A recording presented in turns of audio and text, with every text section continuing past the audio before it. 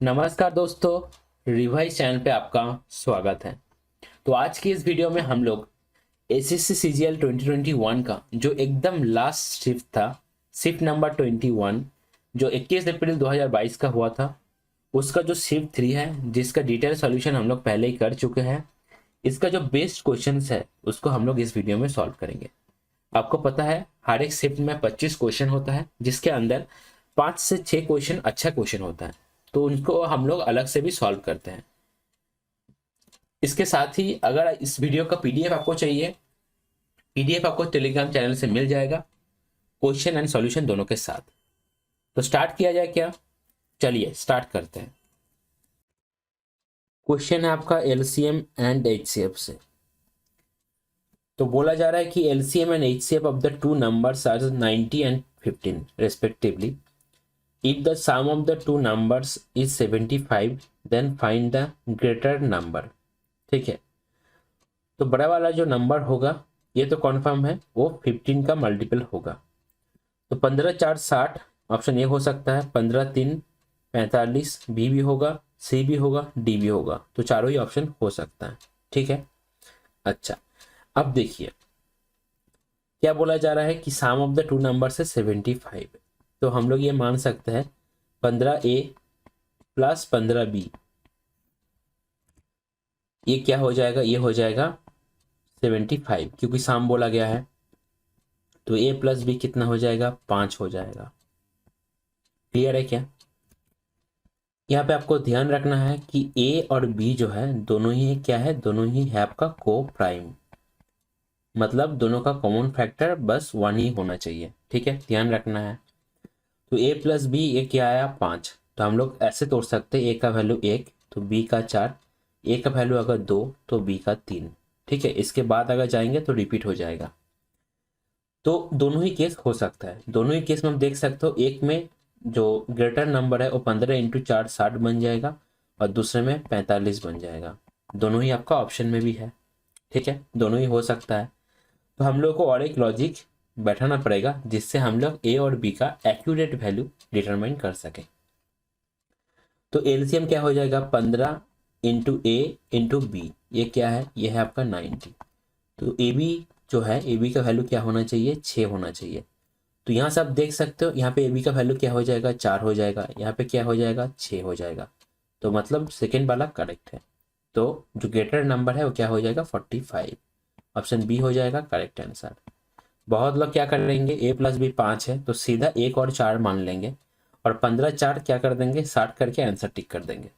लेकिन दूसरा जो लॉजिक है, ए और बी का दो केस हो सकता है, तो कौन सा केस हम लोग को लेना है उसका प्रॉपर लॉजिक होना चाहिए। क्लियर है क्या?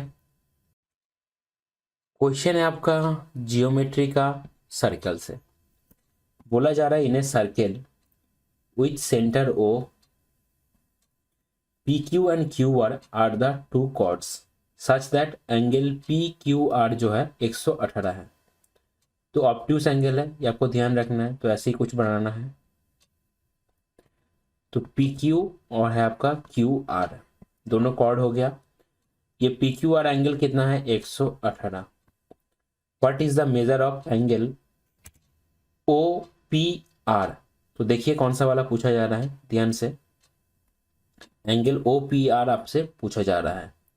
मतलब अगर इन दोनों को हम लोग जोड़ दें, P और R को, तो ये वाला एंगल आपसे पूछा जा रहा है। ध्यान रखना है आपको।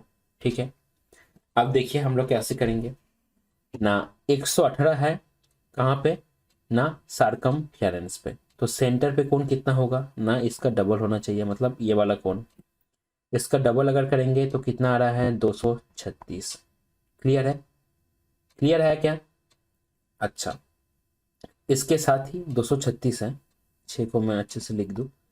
इसके साथ ही अंदर वाला कोण कितना हो जाएगा? ये वाला, सॉरी, ये वाला कोण कितना हो जाएगा ना? 360 माइनस 236, ये कितना आएगा? 60 माइनस 30 30, 30 माइनस 6 24, और इधर आएगा 1 तो 124। तो अंदर वाला ये कोण 124। अब ये जो ट्राइंगल बन रहा है PONR, POO PONR, इसका सम क्या है? तीनों एंगल का 180। तो angle P plus angle R ये क्या हो जाएगा, 180 माइनस आपका 124, तो 80 माइनस 24, तो पहले 80 माइनस 20 करेंगे 60 आएगा, 60 माइनस 4 56, 56 को दो भागों में अगर बांट लोगे क्योंकि दोनों समान हो जाएगा, क्योंकि OP और OR दोनों ही क्या है, रेडियस है, तो दोनों बराबर है, तो ये हो जाएगा 28। ऑप्शन बी हो जाएगा आपका करेक्ट आंसर।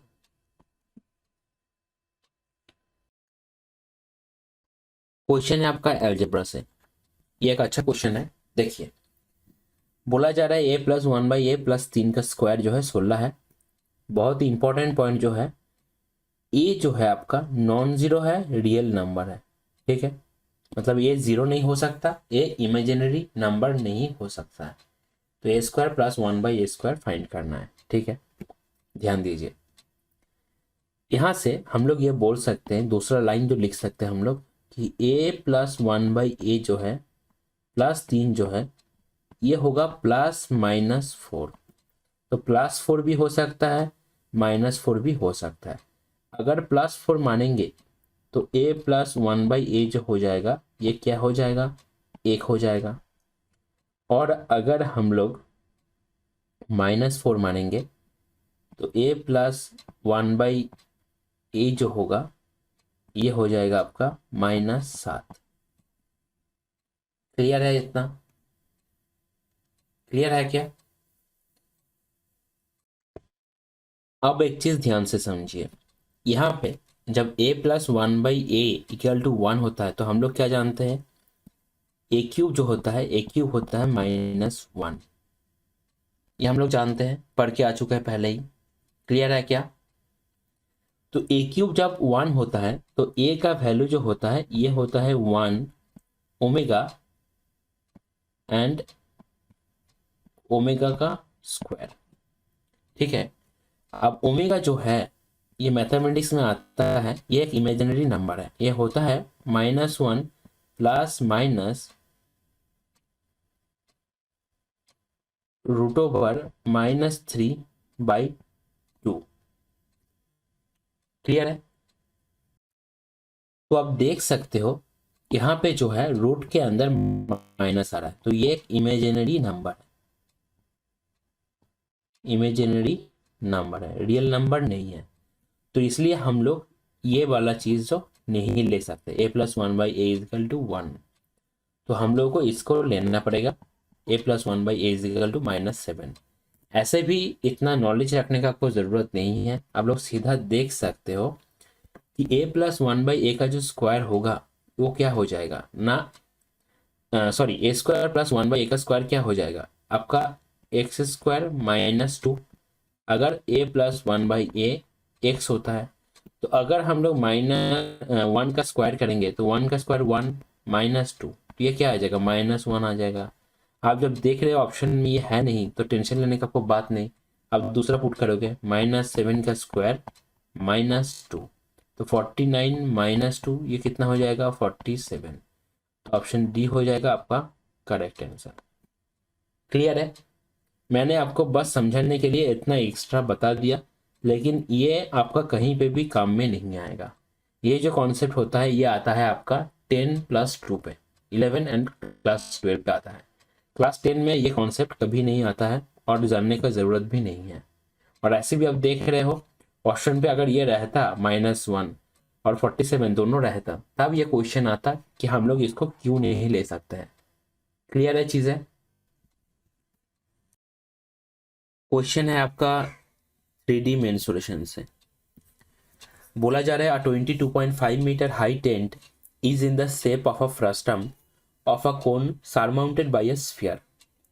मतलब कोन का एक फ्रस्टम है जिसके ऊपर एक हेमिस्फीयर है। ध्यान रखना आपको, अगर फ्रस्टम से क्वेश्चन आ रहा है तो हमेशा कोन का फ्रस्टम जो होता है वहीं से आपका क्वेश्चन आएगा, जिसका 4 फॉर्मूला होता है, एक स्लैंट हाइट, दूसरा कर्व सरफेस एरिया, तीसरा टोटल सरफेस एरिया, और जो 4th नंबर है वो है वॉल्यूम। ये चारों फॉर्मूला आपको पूरा रटा होना चाहिए। बोला जा रहा है if the diameters of the upper and lower circular ends of the frustum are 21 metre and 39 metre respectively, then find the area of the cloth used to make the tent. मतलब जो कपड़ा का जो एरिया है वो आपको निकालना है, मतलब क्या ना, कार्व सरफेस एरिया, बाहर का जो एरिया है वो आपको निकालना है, ठीक है।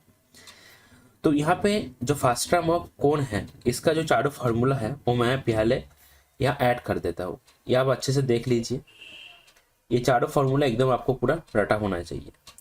डायग्राम में कुछ चेंजेस होगा क्योंकि क्वेश्चन में बोला गया है कि फास्ट्रम ऑफ कोण जो है उसके ऊपर एक हेमिस्फीयर है, मतलब यहाँ पे एक हेमिस्फीयर ऐसे है, ठीक है। ये ऐसे एक हेमिस्फीयर है इसके ऊपर। अब डायमेंशंस देख लीजिए क्या क्या बोला जा रहा है ना। बोला जा रहा है कि अपर एंड लोअर सर्कुलर एंड्स जो है वो है 21 एंड 39। तो अगर हम लोग रेडियस का बात करेंगे तो ये हो जाएगा 10.5 और आपका ये हो जाएगा, नीचे वाला हो जाएगा आपका 39 है, तो इसका आधा करेंगे तो 19.5, ठीक है। अब एक चीज ध्यान दीजिए, ये जो है ये है जो अपर वाला पार्ट है उसका रेडियस, ठीक है। अब हेमिस्फीयर का जो रेडियस है वो इसके बराबर ही होगा, हेमिस्फीयर का रेडियस, तो ये भी क्या हो जाएगा, हेमिस्फीयर का रेडियस 10.5 हो जाएगा। टोटल जो टेंट है, जो टोटल टेंट है, मतलब यहाँ से लेकर यहाँ तक, इसका हाइट क्या बोला गया है क्वेश्चन में, इसका हाइट बोला गया है 22.5। तो सिर्फ जो फास्ट्रम है इसका हाइट कितना हो जाएगा, मतलब ये वाला पार्ट, ये वाला पार्ट का हाइट कितना हो जाएगा, ये वाला पार्ट का हाइट हो जाएगा आपका 22.5 माइनस 10.5, तो ये हो जाएगा 12। क्लियर है क्या। इसके साथ एक चीज देखिए, अगर हम लोग इसके पैरेलल एक लाइन यहाँ पे खींच दे तो इसका लेंथ भी 12 हो जाएगा। ये वाला पार्ट का लेंथ कितना होगा, ये वाला पार्ट का ना, ये हो जाएगा आपका 19.5 माइनस 10.5, तो ये हो जाएगा 9। अगर ये 9 है, ये 12 है, तो ये कितना हो जाएगा, स्लैंट हाइट 15 हो जाएगा, 9 12 15। क्लियर है चीज है। अच्छा, इसके बाद तो कैलकुलेशन करना है, लेकिन और एक चीज देख लीजिए, जो चारों फॉर्मूला है उसको कैसे हम लोग रटेंगे वो देख लीजिए। आपको पूछा जा रहा है पहले slant height, that is root over H square plus R minus R का होल स्क्वायर। कोण के केस में क्या होता है, H square plus R square. यहाँ पे क्या करना है हम लोग को, दोनों जो आर है, नीचे वाला आर ऊपर वाला आर, इन दोनों का डिफरेंस लेना है, क्योंकि हम लोग को ये वाला पार्ट का लेंथ चाहिए, ठीक है। अच्छा, कार्व सरफेस एरिया कोण के लिए क्या होता है, कोण के लिए होता है पाई आर एल, ठीक है। यहाँ पे 2 आर है तो आर प्लस आर को ऐड कर देना है, ठीक है, pi R plus R L. Total surface area cone के लिए क्या होता है, टोटल सरफेस एरिया कोण के लिए होता है आपका pi R square plus pi R L. तो अगर पाई कॉमन ले लेंगे तो क्या आ जाएगा, R square plus R L.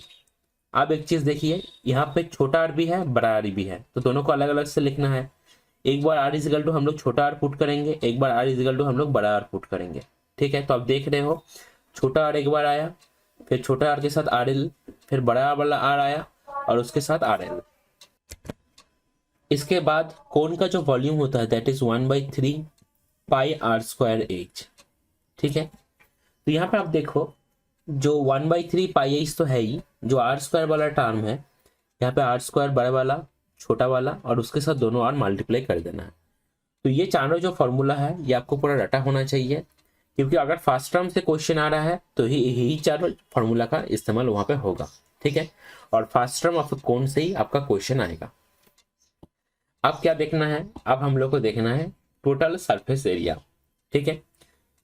तो जो फर्स्ट टर्म का सरफेस एरिया होगा वो क्या होगा ना, pi R plus R into L, मतलब क्या, पाई हो जाएगा, इसके साथ आर प्लस आर, मतलब क्या, 10.5 plus 19.5, 10.5 plus 19.5 into L, L कितना 15, प्लस आपका हेमिस्फीयर है, हेमिस्फीयर का जो सी एस है कार्व सरफेस एरिया वो क्या हो जाएगा 4 पाई आर स्क्वायर बाई 2, मतलब 2 पाई आर स्क्वायर।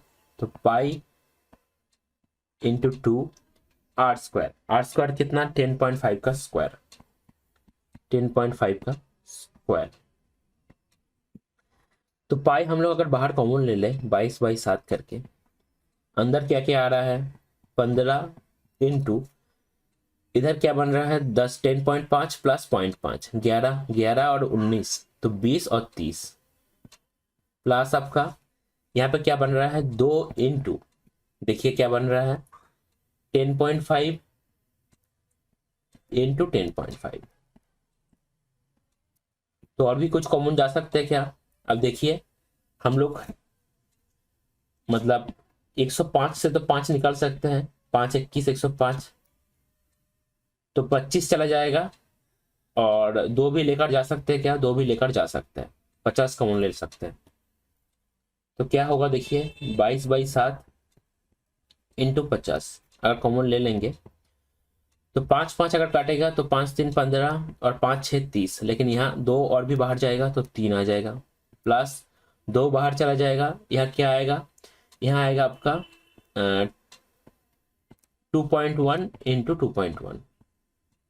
ठीक है, अब देखिए ये वाला पार्ट का क्या आ रहा है, ये आ रहा है 9 प्लस आ रहा है आपका 21 का स्क्वायर कितना होता है 441, तो 4.41 मतलब आया कितना, आया आपका 22 इंटू 50 इंटू 13.41 बटे 7 आया।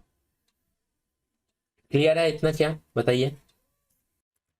देखिए ऑप्शंस जो है आपका हम बहुत दूर दूर है, तो हम लोग एक काम कर सकते हैं 13.41 को हम लोग 13 मान सकते हैं। ठीक है, तो देखिए क्या आएगा 22 इंटू 5 110 और एक 0 आएगा इंटू 13 बटे 7, 13 11 कितना होता है 143, 2 0 बटे 7, तो 7 2 14, उसके बाद 0 आ जाएगा 7 4 28, तो 204 आ रहा है, तो आप बोल सकते हो 2107 जो है ऑप्शन डी हो जाएगा आपका करेक्ट आंसर। ठीक है, तो आपने देखा कैलकुलेशन को कैसे हम लोग आसान किए। जितना भी बड़ा बन रहा है कोई दिक्कत नहीं, जितना कॉमन ले सकते हो आप ले लो, जितना कॉमन ले लोगे उतना नंबर जो है छोटा बन जाएगा। क्लियर है क्या? छोटा बनने के बाद आपको देखना है कि ऑप्शंस कितना गैप गैप में है, अप्रोक्सीमेशन क्या हम लोग लगा सकते हैं। अगर यहाँ पे ऐसा होता कि ऑप्शंस बहुत क्लोज क्लोज रहता तब हम लोग को पूरा मल्टीप्लाई करना पड़ता। ठीक है, मतलब ये जो 143 20 आ गया इसका 41% भी फाइंड करके इसके साथ ऐड करना पड़ता। क्लियर है चीजें? और फर्स्ट टाइम के लिए ये चारों जो फॉर्मूला है, चारों फॉर्मूला आपको याद रखना है, मस्ट है। अगर क्वेश्चन फर्स्ट टाइम से आएगा जो अभी रिसेंट ईयर में पूछा जा रहा है तो कौन का फर्स्ट टाइम से ही आएगा। क्लियर है क्या? क्वेश्चन है आपका नंबर सिस्टम से, बोला जा रहा है एक 10 डिजिट का नंबर है जो दिया गया है डिविजिबल बाय 72, तो वैल्यू क्या होगा 5x माइनस 3y का for least value of y। तो 72 को हम लोगों को 2 कोप्राइम नंबर पे तोड़ना पड़ेगा, एक होगा 8 तो दूसरा होगा 9। ठीक है, अब नंबर क्या दिया गया है देखिए, बड़ा वाला है 5472 6x 79 y6। क्लियर है क्या? आगे देखिए, यहां पे हम लोग क्या जानते हैं 8 जो होता है 2 का क्यूब होता है, तो किसी भी नंबर पे जो लास्ट 3 डिजिट होता है उस पे अगर हम लोग 8 का डिविजिबिलिटी रूल चेक करें, लास्ट का 3 जो डिजिट है वो 8 से डिविजिबल है कि नहीं, उसके ऊपर हम लोग बोल सकते हैं कि नंबर 8 से डिविजिबल होगा कि नहीं। क्लियर है? लेकिन इससे आगे भी कुछ है, जैसे यहाँ पे लास्ट का 3 डिजिट क्या है 9y6। ठीक है, अब ये जो तीसरा डिजिट है राइट से तीसरा, मतलब जो 100 प्लेस पे है, ये वाला जो है 9, ये आपका इवन भी हो सकता है, ये आपका ऑड भी हो सकता है। क्लियर है? यहाँ पे तो 9 है, यहाँ पे ऑड होगा, लेकिन इवन भी हो सकता है, 9 की जगह 8 भी रह सकता है। अगर इवन हुआ तो लास्ट का जो 2 डिजिट है y एंड 6, इसके ऊपर हम लोग 8 का डिविजिबिलिटी रूल चेक करेंगे। अगर डिविजिबल हुआ तो नंबर डिविजिबल है 8 से, अगर नहीं हुआ तो नहीं होगा। लेकिन अगर ये ऑड रहा, ऑड नंबर रहा, तो हम लोग क्या करेंगे लास्ट का जो 2 डिजिट है इसके साथ 4 ऐड कर देंगे, जो आएगा उसको हम लोग चेक करेंगे 8 से डिविजिबल हो रहा है या नहीं। क्लियर है चीजें? ये लॉजिक सबको पता नहीं रहता है, लेकिन इस लॉजिक को आपको अप्लाई करना है, इससे बहुत जल्दी क्वेश्चन सॉल्व होगा। इसके साथ ही बहुत इंपॉर्टेंट पॉइंट क्वेश्चन में जो बोला गया है for the least value of y, मतलब y का सबसे छोटा वैल्यू होना चाहिए।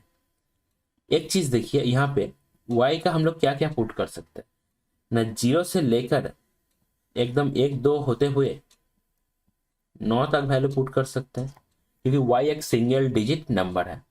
जहाँ पे 0 भी हो सकता है क्योंकि बीच में है, आपका नंबर के पहले नहीं है, और 9 भी हो सकता है, लेकिन सबसे छोटा वाला लेना है। ठीक है, क्लियर है इतना?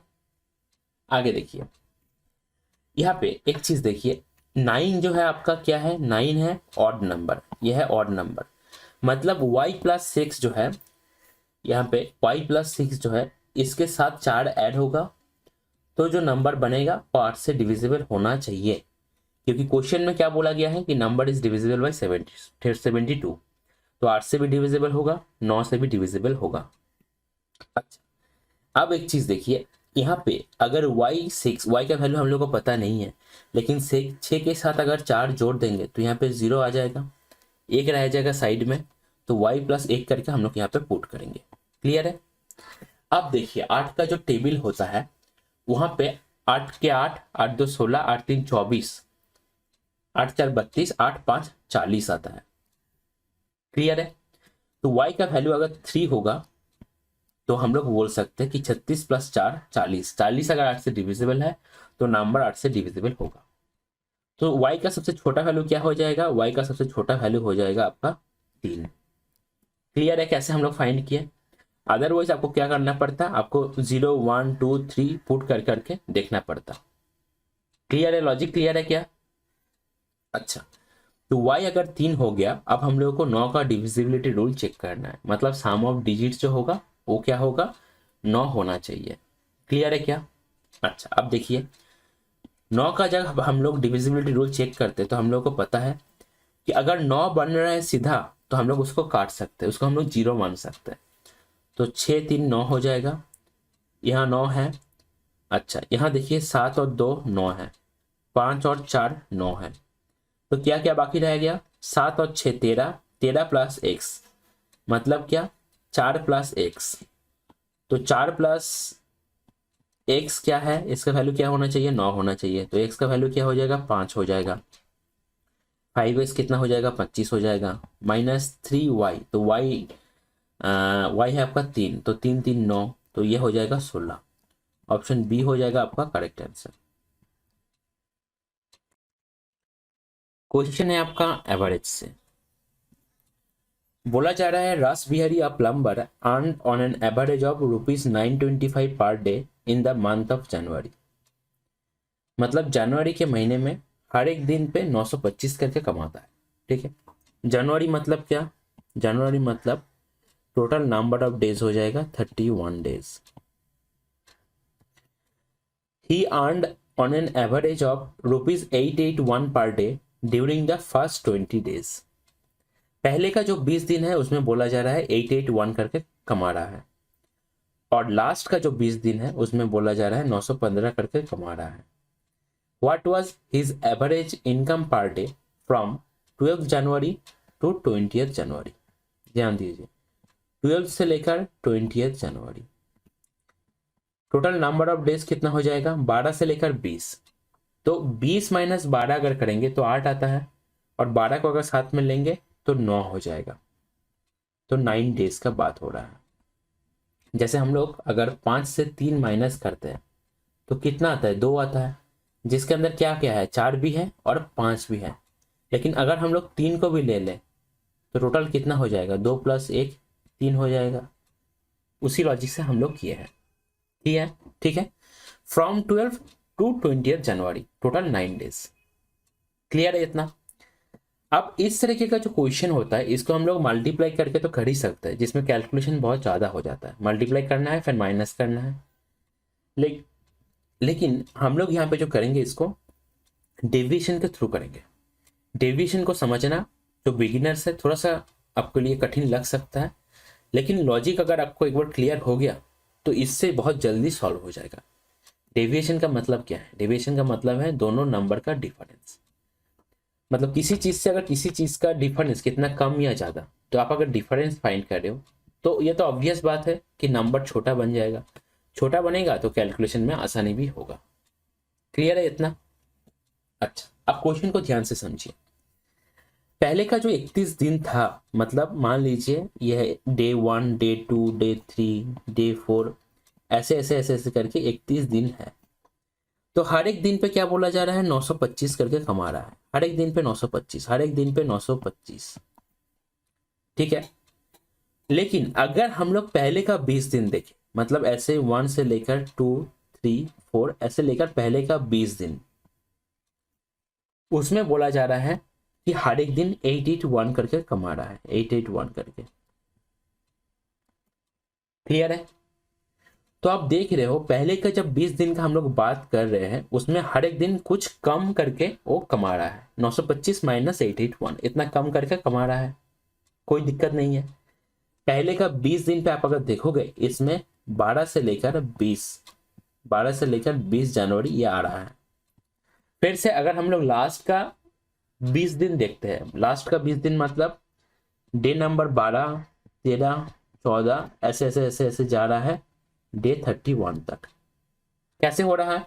क्योंकि 31 माइनस 12 कितना होता है, ये होता है आपका 19, और 31 को अगर ऐड करेंगे, सॉरी 12 को अगर ऐड करेंगे तो हो जाएगा 19 प्लस 1 20। तो लास्ट का 20 दिनों में भी आपका 12 से लेकर 20 ये आ रहा है। तो 12 से लेकर 20 ये जो 9 दिन है ये 2 बार आ रहा है, ठीक है। क्योंकि 31 प्लस 9 आप अगर देखेंगे तो टोटल 40 दिनों का हो रहा है। पहले का 20 दिन, लास्ट का 20 दिन, टोटल 40 दिन। अच्छा, तो लास्ट का जो 20 दिन है इसमें बोला जा रहा है हर एक दिन 915 करके कमा रहा है। तो इसमें भी कुछ ना कुछ कमी है।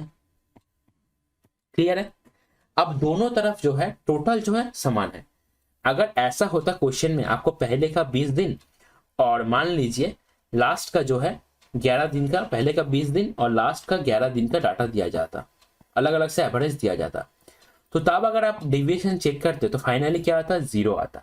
क्योंकि दोनों तरफ क्या है, टोटल जो है टोटल बराबर है, टोटल इक्वल है दोनों तरफ। क्लियर है चीज है?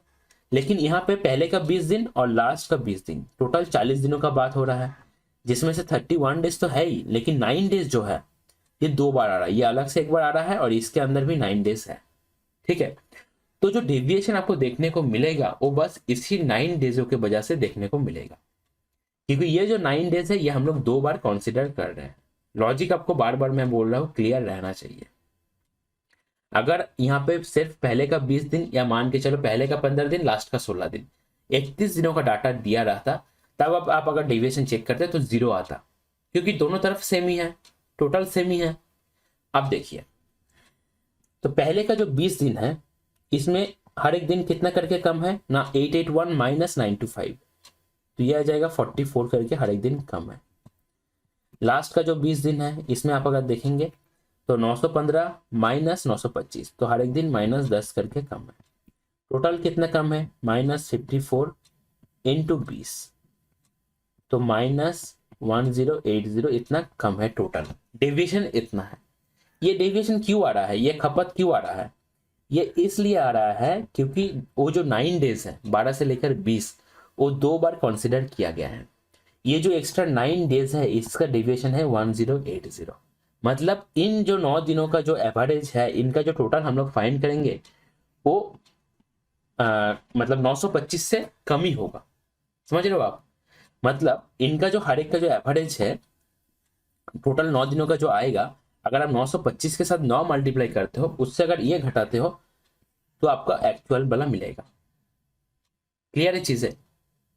मतलब टोटल 9 दिनों पे जो आप जो मान के चलो, अगर 9 दिनों पे ऐसा होता, आप ये ऐसे समझो, 9 दिनों पे अगर 925 करके कमाता, ठीक है, तो जो आता, अगर ऐसा होता तो डेविएशन यहाँ पे 0 आता।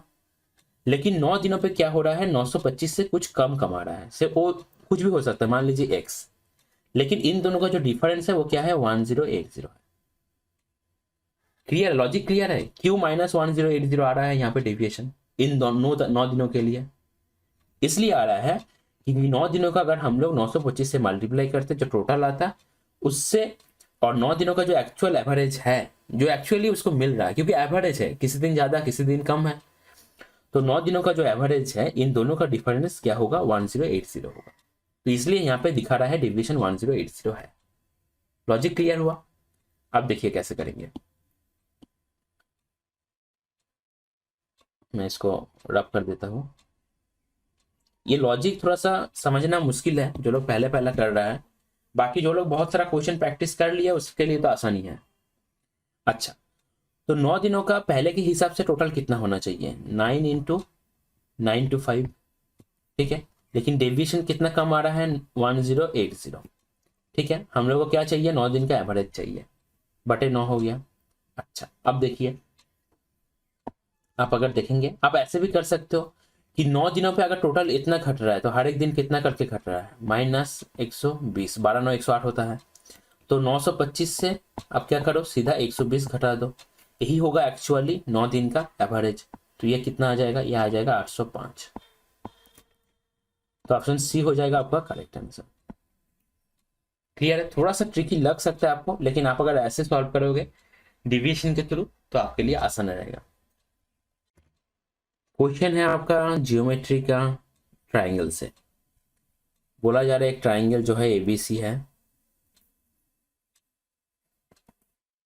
उसके अंदर points P and Q are on A B and A C respectively. Points P and Q क्या है आपका? ए बी के ऊपर है, ए बी एंड ए सी के ऊपर है। तो यहाँ पे है पी, यहाँ पे है आपका क्यू। ए पी जो है आपका 4 है, पी बी जो है आपका 6 है, ए क्यू जो है आपका 5 है, और क्यू सी जो है 7.5 है। पी क्यू क्या है? पी क्यू जो है 6 है। अच्छा, then find the value of B C. तो बी सी का वैल्यू आपको पूछा गया है, ठीक है। देखिए क्वेश्चन जो है सिमिलरिटीज है, डायरेक्टली बोल दिया, मतलब बोला नहीं गया है कि ये सिमिलरिटी का क्वेश्चन है। ये ट्राइंगल जो है आपका ए पी क्यू और ए बी सी ये दोनों सिमिलर है, ऐसा बोला नहीं गया है, ठीक है। लेकिन आप अगर देखोगे, जैसे आप अगर A P by A B अगर करते हो एंड आपका ए क्यू बाई आपका ए सी अगर आप करते हो, तो ए पी का क्या आ रहा है? ए पी का आ रहा है 4/10, और इधर क्या आ रहा है? 5/12.5, ठीक है। तो आप देख सकते हो इधर क्या आ रहा है? 1/2.5, और इधर भी आ रहा है 1/2.5, ठीक है। दोनों बराबर है, तो हम लोग बोल सकते हैं दो ट्राइंगल जो है ए पी क्यू एंड आपका ए बी सी, ये दोनों क्या है आपका? सिमिलर है। क्लियर है चीजें?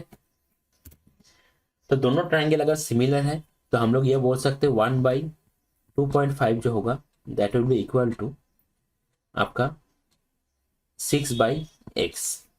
तो x का वैल्यू कितना हो जाएगा? x मतलब bc का वैल्यू कितना हो जाएगा? 2.5 इंटू 6, तो 15 हो जाएगा। ऑप्शन सी हो जाएगा आपका फाइनल आंसर। ये था आपका इस वीडियो का लास्ट क्वेश्चन। इसके साथ ही इस लेक्चर को हम लोग यहीं पे एंड करेंगे। वीडियो के अंदर जितना भी क्वेश्चन है उसका क्वेश्चन एंड सॉल्यूशन दोनों ही आप लोग पीडीएफ के फॉर्मेट में टेलीग्राम ग्रुप से डाउनलोड कर सकते हो at free of cost. Telegram group का लिंक आपको डिस्क्रिप्शन में मिल जाएगा, वहां से टेलीग्राम ग्रुप में जाकर आप पीडीएफ को डाउनलोड कर सकते हो। इसके साथ ही अगर किसी को लगता है कि किसी भी क्वेश्चन में इससे भी बेटर अप्रोच हो सकता है तो आप कमेंट कर सकते हैं। इसके साथ ही हम लोग का टीम का जो मेल आईडी है रिवाइज properly@gmail.com, यहाँ पे भी आप लोग मेल भी कर सकते हैं।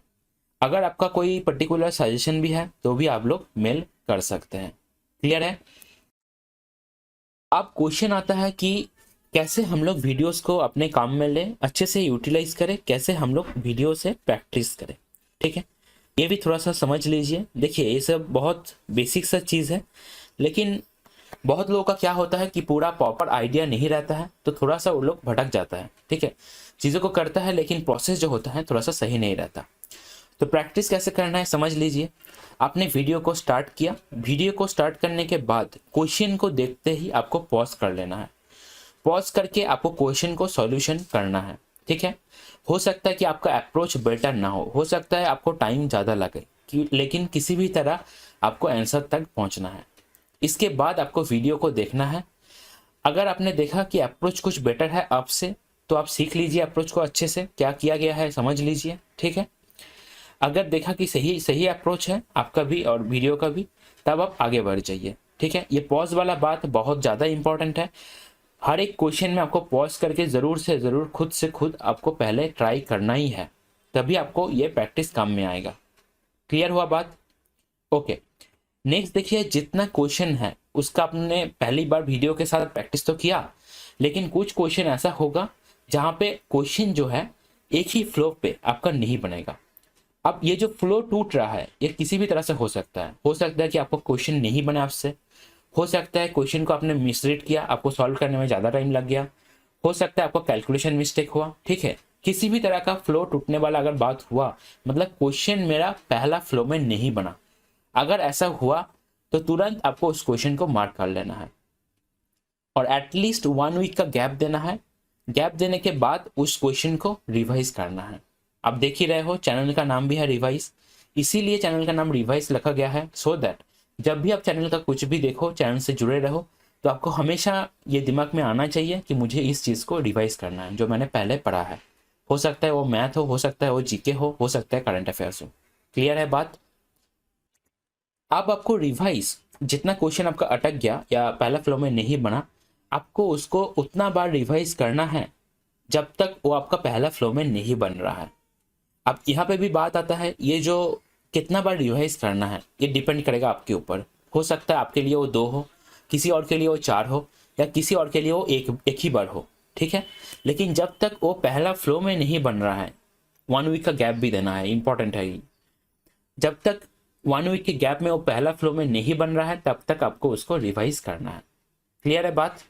खुश रहिए, अपने स्वास्थ्य का ध्यान रखिए और फिलहाल अभी ज़्यादा टेंशन मत लीजिए, मेहनत करते रहिए एंड सही टाइम का वेट कीजिए। Thank you.